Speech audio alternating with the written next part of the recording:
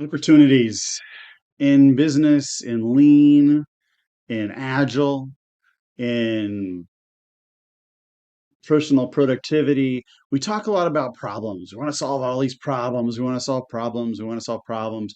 But business in reality is about opportunities. How are we going to go off and do a thing that we would like to do that would result in something that we would like to see? And so we want to ask ourselves some things up front about that. The first is like, who do we want to be? What is it about us as individuals, whether we're part of a team, whether we're working alone, whether we're part of a huge organization? What is it that we want to be? And what is it that we want our product or our service or our project to be when it's all done? What do we want to be? What is our true north? Who are we, who we are, and who we want to be? So that includes our goals. So our goals are the outcomes of that question. I, as Jim Benson, want to do some things. And then when I do those things, what are the outcomes of those going to be? Weirdly enough, we're really good at like thinking that we know what those are. But when we sit down and start to write them out, we find out that no, people actually don't have a good idea of who they are, want what they want to be. They just assume that they do. It's like, of course I do. Of course I know what I want to be. So when Carl Scotland and I are working with teams and we're looking at True North, like what do you want your team to be? What do you want this project to do at the end? It turns out there's a lot of conversations that happen around that. And the same thing's true when Tony Ann and I are working with individuals or teams with personal Kanban or with getting your work done. Because what you want to do to get your work done is what you want to do to get to the impact that you want to have. So you set up your true north, who you want to be, and then you set up your standard work, which is the what are the things that I'm going to do to get that work done? What do I want to do? What impact do I want to have with that work? And then how does that relate back to who I am and what I want to be? All right.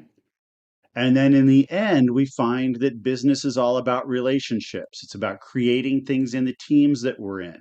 So we end up facing variation.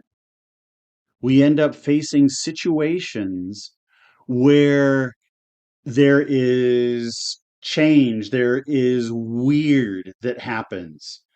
Sometimes it's that your printer doesn't work. Sometimes it's that your client freaks out. Sometimes it's that your power goes out right before you're about to have a call or your internet drops. It's about you're just about to say the most important thing in that conference call and everything freezes up, right?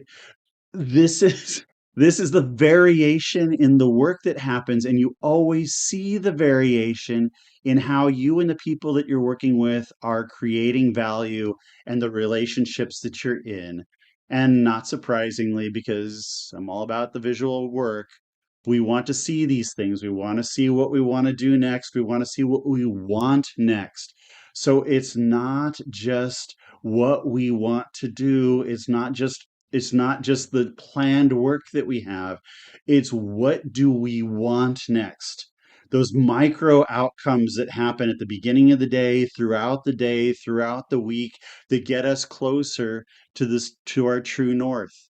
And if we don't have standard work, um, we will end up constantly being punched in the face by variation. Because when we create more standard work, we calm variation where it doesn't need to be, such that we are able to deal with it when it happens. So we're dealing with the unpredictable weird by setting up the a situation in which normal will just always be normal. So how do I do that?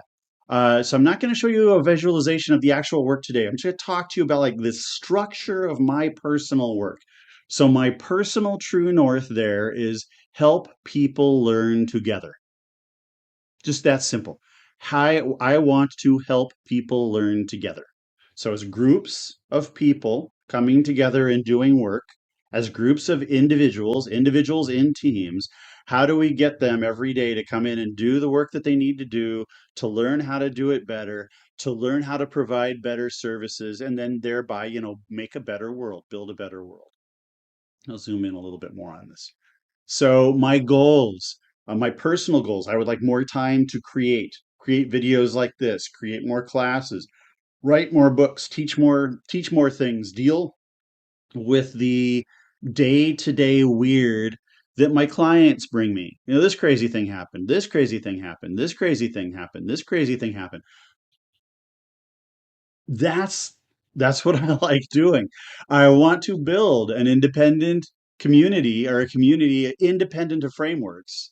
So I don't want to be the personal Kanban community or the lean coffee community or the Kanban community or the agile community or the lean community. I want to build a community of people who are actually interested in finding more time to create and learn together, such that they can find and achieve what they want to do, who they want to be, how they want to build, how they want to run their companies, big, small, or otherwise.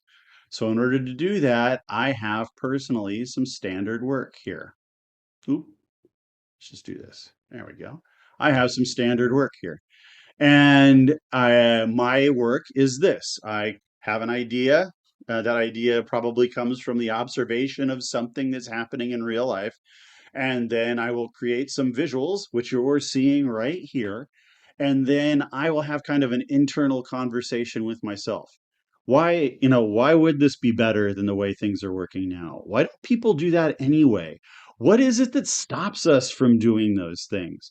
And people always say, "Oh, it's my boss or it's my coworkers or whatever," but often it's us. It's like different cognitive biases inside our heads that make us take shortcuts, and they stop us from engaging in deep thought, right?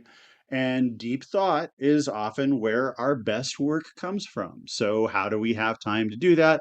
Anyway, I have that idea. I come up with the visuals. I can't stop talking about the process because I love it so much.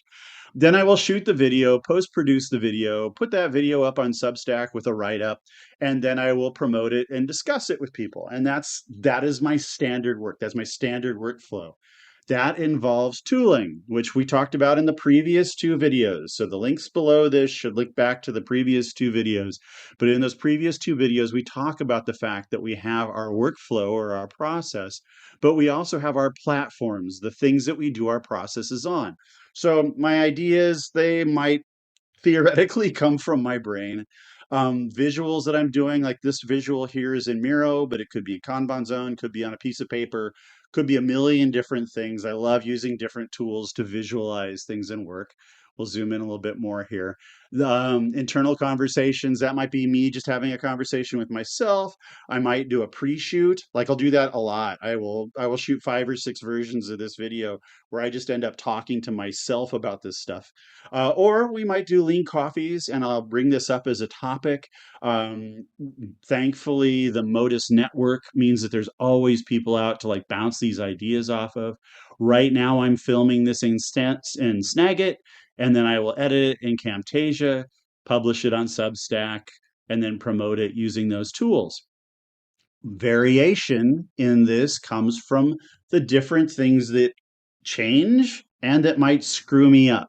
So, through all of this, variation might come from, like, right now, I'm not kidding you.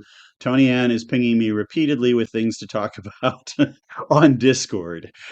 And my fault, because I didn't tell her that I was about to go film something. But so right now on one of my screens, all of this conversation is popping up.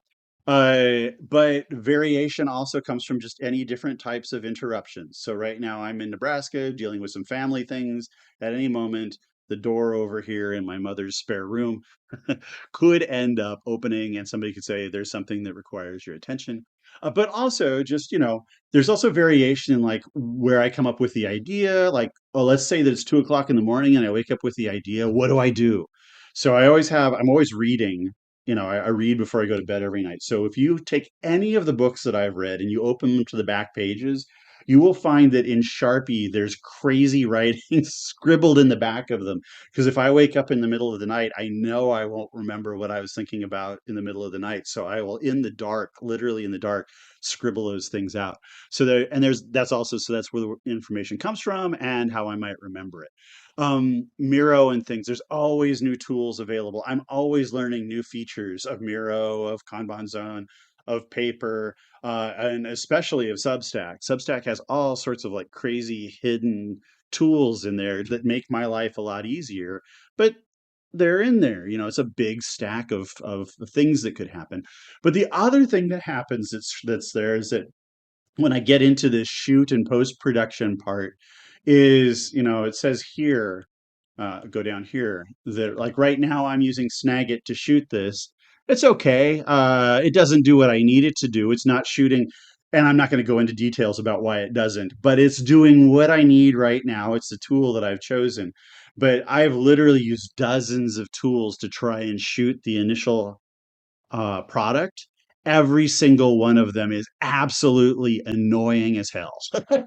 And they always interrupt my workflow because they don't do something that I need them to do when I need them to do that. All of them, like I say, all of them go nuts on me from time to time, where you get in to do this one thing and then it doesn't do that thing right. So I will tell you this. This is like a quick thing. So the other day, if you go back and watch the first video of this series, you will find that Adobe Premiere, when I put in the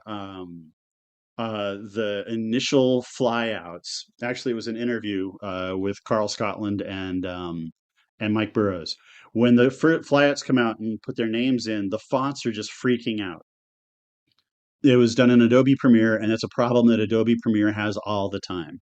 I keep forgetting what the solution is. So every time it happens, because it happens randomly, I have to go back and remember what it was, and I can't. So then I have to go to the internet and look it up. So now part of my workflow is literally like right now, if something went nuts on me, I would solve the problem. And then immediately after making this video, I would make another video showing myself how I solved that problem and then throw it up on YouTube. So from now on, anytime I have a problem that I'm building my own frequently asked questions, right? You need to build in your standard work things that deal with that variation, right? So you have the things that you want to do up here in the true north and whatnot. You have the standard work to how to achieve those things, the tools that you use to do them every day, and then how you elegantly deal with variation in your own work. So that is true north, standard work, tools, and variation, things that everyone who works in the modern world where things break and do weird things all the time, you need to know who you are, what you're doing, why you're doing it, what you're using to do that, and then how you deal with things when they break or change.